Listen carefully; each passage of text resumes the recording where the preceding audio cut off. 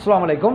அன்பார்ந்த சகோதரர்களே, நம் வாழக்கூடிய இந்த இந்திய நாட்டில் எந்த ஒரு தனி நபரும் எந்த ஒரு மதத்தையும் விரும்பி தழுவி பின்பற்றி வாழலாம்.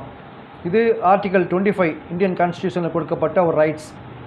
அதன் அடிப்படையில் பார்த்தீங்கன்னா, தமிழ்நாட்டில் எந்த ஒரு நபரும் வேறொரு ஜாதியிலிருந்து வேறொரு மதத்திலிருந்து இஸ்லாத்தை தழுவினால் தமிழ்நாட்டில் முஸ்லீம்களுக்கு கிடைக்கக்கூடிய 3% இடஒதுக்கீடு, அதாவது பிசிஎம் பேக்வேர்ட் கிளாஸ் முஸ்லீம் என்ற தகுதியை பெறலாம் என்று ஏற்கனவே தமிழ்நாடு கவர்மெண்ட், ஸ்டாலின் கவர்மெண்ட் என்ன செஞ்சாங்க, 2024 ஒரு ஜிஓ பாஸ் பண்ணாங்க, ஜிஓ 31.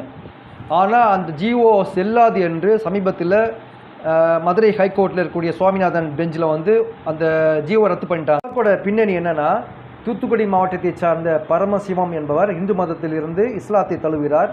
2015 சமீர் அகமது என்று பெயர் மாற்றம் செய்கிறார். அதுக்கப்புறம் என்ன செய்கிறாரு, அங்கே தாசில்தார் ஆஃபீஸில் போய் கம்யூனிட்டி சர்டிஃபிகேட் அப்ளை பண்ணுறாரு. கம்யூனிட்டி சர்டிஃபிகேட்டில் அவர் பிசி முஸ்லீம் லெப்பேன்னு கேட்குறாரு. ஏன்னா அப்போ தான் 3% இடஒதுக்கீடு பெற முடியும்.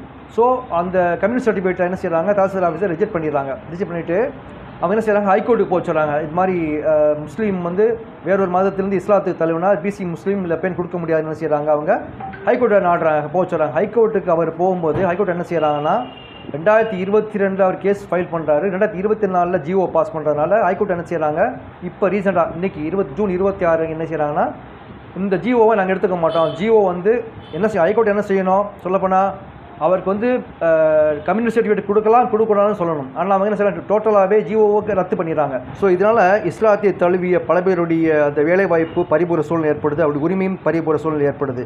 ஸோ உடனே என்ன செய்யணும், தமிழ் அரசு இதில் தலையிட்டு சட்ட வல்லுநர்களை ஆராய்ஞ்சு மேல்முறையீடு செய்யணும். இதுதான் தமிழக முஸ்லீம்களுடைய எதிர்பார்ப்பாக இருக்கிறது.